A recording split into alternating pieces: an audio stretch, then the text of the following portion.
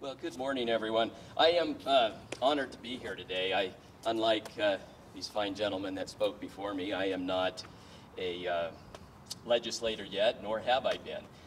But I was successful in the primary on Tuesday and am now the official Republican nominee for House District 57. So, thank you.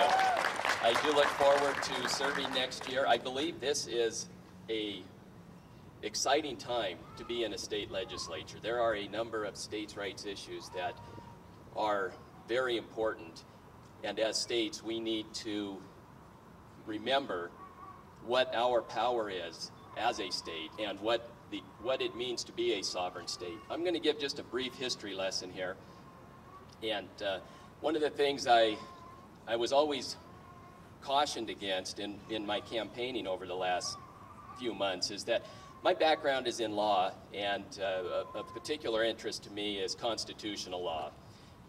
And sometimes when I'm talking to people, I talk on that level. I'll try not to. I've been getting better at it throughout the campaign.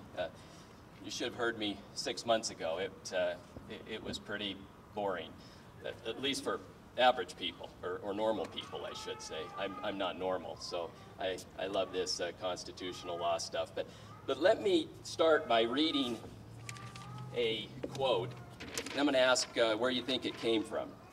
Is it, "The germ of dissolution of our federal government is in the power of the federal judiciary, an irresponsible body, working like gravity by night and by day, gaining a little today and a little tomorrow, and advancing its noiseless step like a thief over the field of jurisdiction, until all shall be usurped from the states, and the government of all be consolidated into one. When all government, domestic and foreign, in little as in great things, shall be drawn to Washington as the center of all power, it will render powerless the checks provided by one government on another, and will become as oppressive as the government from which we separated." Does anybody know who said that?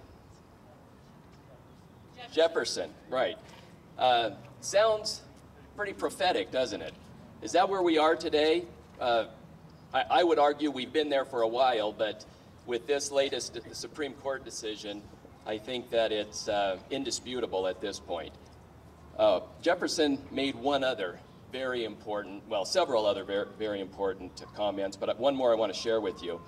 And that he said, "I consider the foundation of the Constitution to be laid on this ground, that all power not delegated to the United States by the Constitution nor prohibited by it to the states are reserved to the states or to the people." Now, we all know that's the 10th Amendment, but he goes on to say that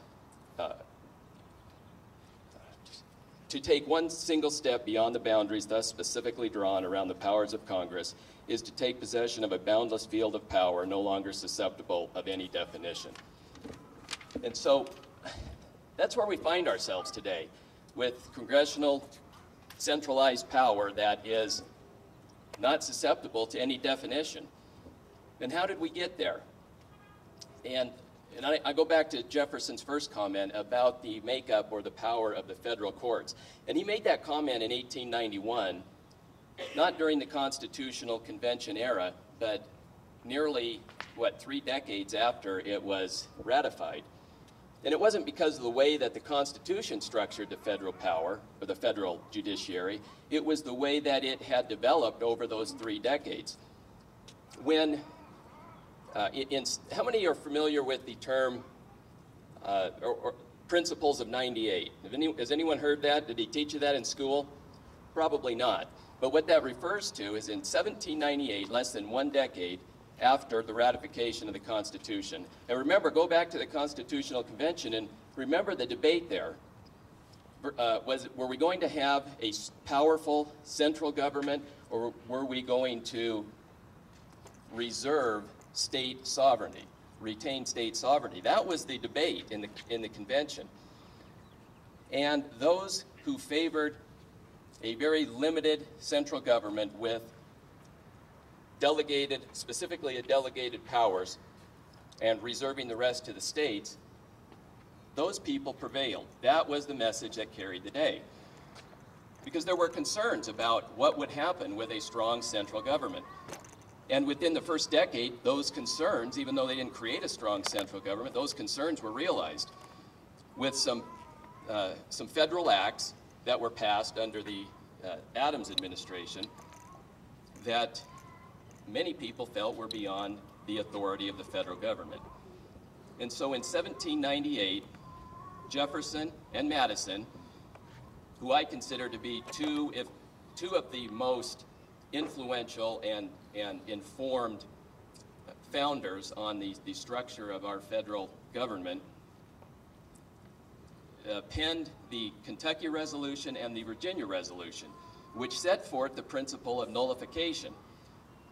And it was based on this premise, that all power is inherent in the people, and the power to govern is derived from the just consent of the governed. And it pertains only to those powers specifically delegated. And in our federal system, the people delegated some in a very limited capacity to the federal government, retaining the rest to the states or to themselves. But immediately as the federal government began to expand, they were crossing this line of their delegated authority, and the states became very concerned. So Virginia and Kentucky asked Madison and Jefferson to what the remedy was. How do we stand up to this encroachment of federal power? And Madison and Jefferson stated that each sovereign, we have two sovereigns, the federal and the state, within their specific realms, each sovereign has the right to decide for themselves where the power lies or what the authority in dispute is, who retained that or who was delegated that. That one sovereign is not required to obtain the consent of another or the agreement of another over a disputed power. And that was understood to mean that the states could just pass a law saying, we believe a federal act is beyond their constitutional authority and we will not recognize it in this state. This is similar to what Representative Wimmer just talked about with his bill in 2010. But it doesn't do us any good if we don't enforce it. And so how did we get to this point, if that's what Jefferson and Madison taught us, how did we get to this point where we defer every decision to the federal judiciary and ultimately to the Supreme Court? Well, that came along 5 years later by Chief Justice Marshall, who, remember, back in the Constitutional Convention era, he was a Federalist. He was one of those that wanted a strong central government.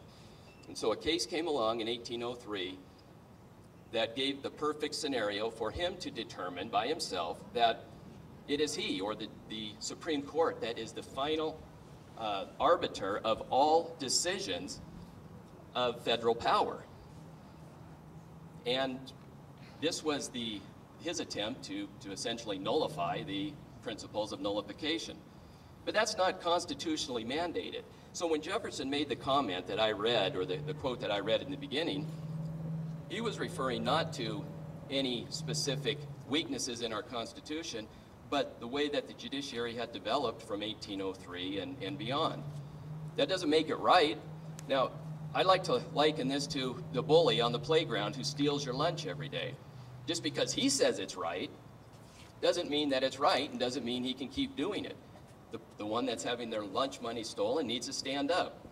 States need to stand up through this principle of nullification, which Madison said is a duty of the state to stand in defense of their citizens when the federal government power encroaches upon those state rights. We have a couple of states doing that with this health care decision already, or the Obamacare Act, regardless or despite the decision by the Supreme Court. We've had Governor Walker, Governor of Wisconsin, Governor Jindal of Louisiana already come out and say, we will not enforce Obamacare in this state. We need to do the same thing here in Utah. We can do that. We need to realize the power that we have as a sovereign state, and we need to stand up to the federal government, not only in this area, but in all usurpations over the years: education, commerce, environmental issues, energy. There are many issues that we have just deferred to the federal government, and other states have as well. So is it any wonder that the federal government continues to expand its power? And so I don't think that the remedy that we have been following as a nation or as states when we feel that our sovereignty has been encroached upon by the federal government is the right remedy. We need to take matters into our own hands. I'm not talking about revolution. I'm not talking about secession. I'm not talking about anarchy. I'm just talking about the rights of a sovereign. Let me give you one example that helps illustrate this. We owe a lot of money to China, don't we, as a nation? They are a sovereign nation. We are a sovereign nation. We have an agreement that we'll pay it back with interest. Well, what if China decides that agreement's not good enough? They need security. So they send their armed forces over here and start collecting collateral to securitize their debt. What is our remedy as a sovereign nation? Are we going to draft a legal document, a legal petition, and go file it in the High Court of China and ask the Chinese High Court to say, please rule in our favor against your own government? We wouldn't do that because we see the folly in such a remedy. But that's what we do as sovereign states, where another sovereign entity, or an entity that has been delegated some limited sovereign authority from the people, begins to expand beyond its scope of authority.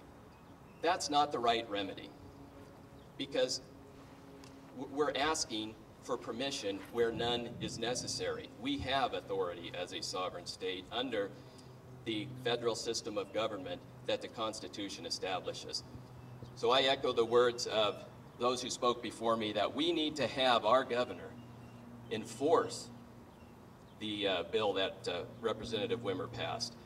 We need to have him enforce other bills that I hope to be a part of passing in our legislature next year to put ourselves back on solid ground as a sovereign state, protect the individual citizens of this state from the ever-expanding role and influence and control of the federal government. Thank you for coming today, and I encourage each of you, if you haven't heard of the doctrine of nullification, go home and study it. It is real. You'll hear a lot from media sources that it's not, that it was something that never caught hold, that it never amounted to anything in this nation, but that's not true. Go study it, and I believe you'll be as encouraged as I am that we do have remedies as a state, and we need to have strong leaders who will enforce those remedies. Thanks a lot.